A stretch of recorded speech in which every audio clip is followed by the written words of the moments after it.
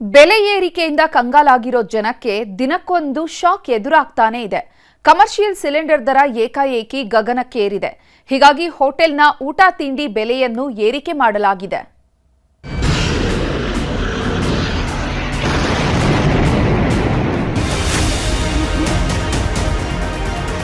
ಇಂದಿನಿಂದ commercial gas ಬೆಲೆಯನ್ನು 990 ರೂಪಾಯಿಯಷ್ಟು ಹೆಚ್ಚಿಸಿರುವುದು ಆಶ್ಚರ್ಯಕರವಾಗಿದೆ. ತಿಂಡಿ ತಿನಿಸುಗಳ ಬೆಲೆ ಅನಿವಾರ್ಯವಾಗಿ ಹೆಚ್ಚಿಸಬೇಕಾಗಿದೆ.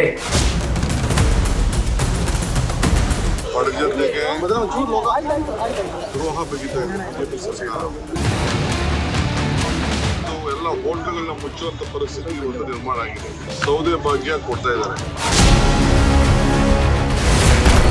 ಯುದ್ಧದ ಕಾರ್ಮೋಡ ಹೋಟೆಲ್ ಉದ್ಯಮಕ್ಕೆ ಹೊಡೆತ. ಏಕಾಏಕಿ ಗಗನಕ್ಕೇರಿದ ಕಮರ್ಷಿಯಲ್ ಗ್ಯಾಸ್ ದರ.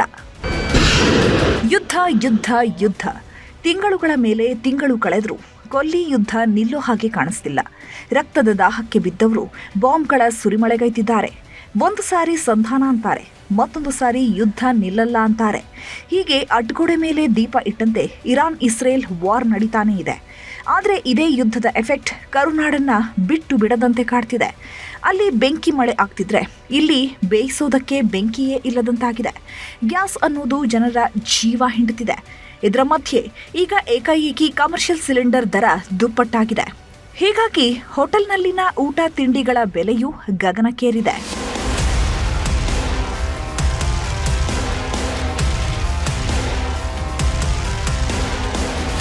ಯುದ್ಧ ಶುರುವಾದ ದಿನದಿಂದಲೂ ಹೋಟೆಲ್ ಉದ್ಯಮಕ್ಕೆ ದೊಡ್ಡ ಹೊಡೆತ ಬೀಳ್ತಿದೆ. ಅದೆಷ್ಟೋ ಹೋಟೆಲ್ಗಳು ಬಂದಾಗಿ ಹೋಗಿವೆ. ಗ್ಯಾಸ್ ಸಿಗ್ತಿಲ್ಲ, ಸೌದೆಯಲ್ಲಿ ಅಡುಗೆ ಮಾಡೋದಕ್ಕಾಗ್ತಿಲ್ಲ ಅಂತ ಹೋಟೆಲ್ನವರು ಪರದಾಡ್ತಿದ್ದಾರೆ. ಇದರ ಬೆನ್ನಲ್ಲೇ ಈಗ ಕಮರ್ಷಿಯಲ್ ಗ್ಯಾಸ್ ದರವನ್ನು 993 ರೂಪಾಯಿಗೆ ಏರಿಕೆ ಮಾಡಿದ್ದಾರೆ. ಏಕಾಏಕಿ ಇಷ್ಟೊಂದು ಏರಿಕೆ ಮಾಡಿರೋದ್ರಿಂದ ಹೋಟೆಲ್ ಮಾಲೀಕರು ಕಂಗಾಲಾಗಿ ಹೋಗಿದ್ದಾರೆ. ಇಷ್ಟು ದಿನ 2162 ರೂಪಾಯಿಗೆ ಸಿಗ್ತಿದ್ದ ಕಮರ್ಷಿಯಲ್ ಗ್ಯಾಸ್ ಈಗ 3153 ರೂಪಾಯಿಗೆ ಬಂದು ನಿಂತಿದೆ. ಇದು ಒಂದು ಇತಿಹಾಸದಲ್ಲೇ ನಾನು ಕೇಳಲಿಲ್ಲ ಇಷ್ಟು ಬೆಲೆ ಏರಿರುವುದು. ಕಮರ್ಷಿಯಲ್ ಗ್ಯಾಸ್ 990 ರೂಪಾಯಿಯಷ್ಟು ದಿಢೀರ್ನೆ ಇವತ್ತಿನಿಂದ ಏರಿಸಿದ್ದಾರೆ. ಅದು ಕೂಡ ಚುನಾವಣೆ ಮುಗಿದ ಕೂಡಲೇ ಏರಿಕೆ. ನಮಗೆ ಬಹಳ ಆಘಾತಕಾರಿಯಾದಂಥ ಸುದ್ದಿ. ಕಳೆದ 60 ದಿವಸದಲ್ಲಿ ಮಾರ್ಚ್ 1ನೇ ತಾರೀಕು 1844 ರೂಪಾಯಿ ಇತ್ತು. ಹಂತ ಹಂತವಾಗಿ ಏರಿಸಿ ಈಗ 3152 ರೂಪಾಯಿ ತಂದಿದ್ದಾರೆ. ಇದು ನಿಜವಾಗಿಯೂ ಬೇಸರದ ವಿಷಯ. ಇದರಿಂದ ಹೋಟೆಲ್ ಮಾಲೀಕರಿಗೆ ಮಾತ್ರ ಅಲ್ಲ, ನಮ್ಮ ನೆಚ್ಚಿನ ಗ್ರಾಹಕರಿಗೂ ತೊಂದರೆ ಆಗ್ತದೆ. ಹೋಟೆಲ್ನಲ್ಲಿ ತಿಂಡಿ ತಿನಿಸುಗಳು ಊಟದ ಬೆಲೆ ಅನಿವಾರ್ಯವಾಗಿ ಏರಿಕೆ ಆಗಲಿದೆ. ಏಕಾಏಕಿ ಸರ್ಕಾರ, ಕೇಂದ್ರ ಸರ್ಕಾರ ಈ ಮಟ್ಟಿಗೆ ಜಾಸ್ತಿ ಮಾಡಿದ ಗ್ರಾಹಕರಿಗೆ, ಮುಖ್ಯವಾಗಿ ಗ್ರಾಹಕರು ಹೋಟ್ಲಿನ ಆಹಾರ ಪದಾರ್ಥಗಳನ್ನೇ ನೆಚ್ಚಿಕೊಂಡು ಹೋಟ್ಲಲ್ಲೇ ಊಟ ತಿಂಡಿ ಮಾಡುವಂಥ ಗ್ರಾಹಕರಿಗೆ ಬಹಳ ಕಷ್ಟ ಆಗುತ್ತೆ. ಯಾಕೆಂದರೆ ಹೋಟ್ಲ್ ಉದ್ಯಮಗಳು ಕೂಡ ಈ ಬೆಲೆ ಏರಿಕೆಯಿಂದ ಯಥಾಸ್ಥಿತಿ ಬೆಲೆಗಳಿಗೆ ಕೊಡ್ಲಿಕ್ಕೆ ಆಗೋದಿಲ್ಲ. ಈಗಾಗಲೇ ಕೆಲವರು ನೀವೆಲ್ಲ ಗೊತ್ತಿದ್ದರಿಂದ 5 ರೂಪಾಯಿ 10 ರೂಪಾಯಿ ಜಾಸ್ತಿ ಮಾಡಿದ್ದಾರೆ. ಇನ್ನು ಈ ಪ್ರಮಾಣ ಸರ್ಕಾರನೇ ದಾರಿ ತೋರಿಸ್ಕೊಟ್ಟಿದೆ ಅಂತ ಹೇಳಲಿಕ್ಕೆ ಬಯಸ್ತೀನಿ. ಸೊ ಎಷ್ಟೋ ಜನ ಈಗ ಸಣ್ಣ ಅಂಗಡಿಗಳೆಲ್ಲ ಬಂದಾಗ್ಬಿಟ್ಟಿದೆ. ಸಣ್ಣ ಗೂಡು ಅಂಗಡಿಗಳೆಲ್ಲ 4,500 ರೂಪಾಯಿ ಕೊಟ್ಟು ಸಿಲಿಂಡರ್ ತೊಗೊಳಕ್ಕಾಗಲ್ಲ ಯಾರಿಗೂ. ಈಗ 3,500ಕ್ಕೆ ತೊಗೊಳ್ತಿರ್ಲಿಲ್ಲ. ಈಗ ನಮ್ಮ ಹೋಟೆಲ್ ಅವ್ರಿಗೆ ಬಂತು ಈಗ ಬಿಸಿ ಬಿಸಿ ತಿಂಡಿ ತಯಾರು ಮಾಡ್ತೀವಲ್ಲ, ಈಗ ಬಿಸಿ ಬರವಿದ್ದಂಗೆ ಆಗಿದೆ ನಮಗೆಲ್ಲ. ಹೋಟ್ಲು ಬಂದಿಟ್ಟರು ಪ್ರಾಬ್ಲಮ್ಮೇ. ರೆಂಟು, ಸ್ಟಾಫ್ ಸ್ಯಾಲ್ರಿ ಅದು ಇದು ಕೊಡಬೇಕು. ಹೋಟೆಲ್ ಚಾಲು ಇಟ್ಟರು ಪ್ರಾಬ್ಲಮ್ಮೇ. ಕಮರ್ಷಿಯಲ್ ಗ್ಯಾಸ್ ದರ ಹೆಚ್ಚಳ ಆಗ್ತಿದ್ದಂತೆ ಹೋಟೆಲ್ನಲ್ಲಿ ತಿಂಡಿಗಳ ದರವೂ ಏರಿಕೆಯಾಗಿದೆ. ಕನಿಷ್ಠ 5ರಿಂದ 30 ರೂಪಾಯಿವರೆಗೆ ತಿಂಡಿ ತಿನಿಸುಗಳ ಮೇಲೆ ಬೆಲೆ ಏರಿಸಲಾಗಿದ್ದು ಸಾರ್ವಜನಿಕರ ಜೇಬಿಗೆ ಕತ್ತರಿ ಬಿದ್ದಿದೆ. ಗ್ಯಾಸ್ ಬೆಲೆ ಏರಿಕೆ ಬೆನ್ನಲ್ಲೇ ಹೋಟೆಲ್ ಮೆನುವಿನ ದರದಲ್ಲೂ ಏರಿಕೆಯಾಗಿದೆ. 15% ಬೆಲೆ ಏರಿಸಲು ಮುಂದಾಗಿದ್ದು ಕಾಫಿ, ಟೀ ಬೆಲೆ 2ರಿಂದ 5 ರೂಪಾಯಿ ಏರಿಕೆಯಾದರೆ ತಿಂಡಿಗೆ 5ರಿಂದ 10 ರೂಪಾಯಿ ಹಾಗೂ ಊಟಕ್ಕೆ 10ರಿಂದ 20 ರೂಪಾಯಿ ಏರಿಸಲು ಸಜ್ಜಾಗಿದ್ದಾರೆ. ಎಲ್ಪಿಜಿ ಗ್ಯಾಸ್ ದರ ಏರಿಕೆ ಆಟೋ ಚಾಲಕರಿಗೆ ಬರೆ. ಕಮರ್ಷಿಯಲ್ ಸಿಲಿಂಡರ್ ಜೊತೆಗೆ ಆಟೋ ಎಲ್ಪಿಜಿ ದರವೂ ಏರಿಕೆಯಾಗಿದೆ.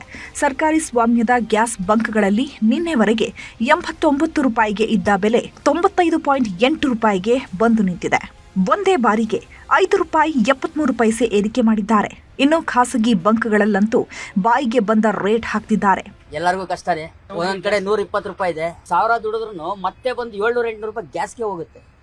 ಜೋಬಲ್ಲಿ ಏನು ಉಳಿತಾ ಇಲ್ಲ. ಬಂದಿದ್ದು ಫಸ್ಟ್ ಗ್ಯಾಸ್ ಸಿಕ್ಕಿದ್ರೆ ಸಾಕು ಅಂತ ಗ್ಯಾಸ್ ಬಂಡವಾಳ ಹಾಕೋಬೇಕು. ಈಗ ನಮಗೆ ಮುಂಚೆ 400 ರೂಪಾಯಿ ಗ್ಯಾಸ್ ಇದ್ರೆ ಒಂದು ದಿನ ಪೂರ್ತಿ ಆಗೋದು, ಈಗ ಡಬಲ್ ಆಗ್ತಾ ಇದೆ. ನಮ್ಗೆ 800 ರೂಪಾಯಿ ಗ್ಯಾಸಿಗೆ ಬೇಕು ಅಂದರೆ ನಾವು ಎಷ್ಟು ಸಂಪಾದನೆ ಮಾಡಬೇಕು? 3000 ಎಲ್ಲಿ ಆಗುತ್ತೆ? ಪಾಪ ಎಷ್ಟೋ ಜನ ಆಟ ನಿಲ್ಲಿಸ್ಬಿಟ್ಟು ಊರುಗಳಿಗೆ ಹೋಗ್ಬಿಟ್ಟಿದ್ದಾರೆ. ಏನೋ ನಾವು ಇದನ್ನೇ ನಂಬ್ಕೊಂಡಿದ್ದೀವಿ, ಇದರಲ್ಲೇ ಜೀವನ ಮಾಡಬೇಕು ಅಂತ ಕಷ್ಟನೋ ಸುಖನೋ ಇದೀವಿ ಸರ್. ಒಂದೇ ದಿನದಲ್ಲಿ ಗ್ಯಾಸ್ ದರ ದುಪ್ಪಟ್ಟು ಆಗಿದ್ದಕ್ಕೆ ಕೇಂದ್ರ ಸರ್ಕಾರದ ವಿರುದ್ಧ ಕಾಂಗ್ರೆಸ್ ನಾಯಕರು ಗುಡುಗಿದ್ದಾರೆ. ಪಂಚರಾಜ್ಯ ಚುನಾವಣೆ ಮುಗಿತಾ ಇದ್ದಂತೆ ಯಾಕೆ ದರ ಜಾಸ್ತಿ ಮಾಡಿದ್ರು? ಇದಕ್ಕೆ ಕೇಂದ್ರ ಉತ್ತರ ಕೊಡಬೇಕು ಅಂತ ಡಿಸಿಎಂ ಡಿಕೆಶಿ ಖರ್ಗೆ ಕಿಡಿಕಾರಿದ್ದಾರೆ. ಯಾವಾಗಲೂ ಕೂಡ ನಾವು ಪಂಡಿತ್ ಜವಾಹರ್ಲಾಲ್ ನೆಹರೂಜಿಯವರ ಒಂದು ವಿದೇಶ ನೀತಿ ಏನಿತ್ತು, ಆ ವಿದೇಶ ನೀತಿಯನ್ನು ಪಾಲನೆ ಮಾಡಿಕೊಂಡೇ ಇರಬೇಕು. ಅಂದಾಗ ಮಾತ್ರ ನಾವು ಬಚಾವ್ ಆಗ್ತೇವೆ. ಇಲ್ಲದ್ರೆ ನಾವು ಯಾರ ಜೊತೆಯಲ್ಲಾದರೂ ಹೊಂದಾಣಿಕೆ ಮಾಡಿಕೊಂಡ್ರೆ ನಮಗೂ ಕೂಡ ತೊಂದರೆ ಆಗ್ತದೆ. ಬಡ ಜನತೆಗೆ ದ್ರೋಹ ಬಗೆದ ಬಿಜೆಪಿ ಸರ್ಕಾರ ಇವತ್ತು ಎಲೆಕ್ಷನ್ ಆಗಲಿ ಅಂತ ಕಾಯ್ಕೊಂಡಿದ್ರು. ವೋಟಿಂಗ್ ಆದ ತಕ್ಷಣ ಇವತ್ತು ಎಲ್ಲ ಬೆಲೆಗಳನ್ನ ಜಾಸ್ತಿ ಮಾಡಲಿಕ್ಕೆ ಆದೇಶ ಕೊಡ್ತಾ ಇದ್ದಾರೆ. ಇವತ್ತು ಎಲ್ಲ ಹೋಟೆಲ್ಗಳನ್ನ ಮುಚ್ಚುವಂತ ಪರಿಸ್ಥಿತಿ ಇವತ್ತು ನಿರ್ಮಾಣ ಆಗಿದೆ. ಸೌದೆ ಭಾಗ್ಯ ಕೊಡ್ತಾ ಇದ್ದಾರೆ. ಅರಣ್ಯ ಇಲಾಖೆಯವರು ಸೌದೆನೂ ತರಕ್ ಬಿಡಲ್ಲ. ಒಟ್ನಲ್ಲಿ ಕೊಲ್ಲಿ ಯುದ್ಧ ಜನರನ್ನ ಬಿಟ್ಟು ಬಿಡದೆ ಕಾಡ್ತಿದ್ದು ಗ್ಯಾಸ್ ಗಂಡಾಂತರ ದಿನೇ ದಿನೇ ಹೆಚ್ಚಳವಾಗ್ತಿದೆ. ಆಶಿಕ್ ಮುಲ್ಕಿ, ನ್ಯೂಸ್ 18, ಬೆಂಗಳೂರು.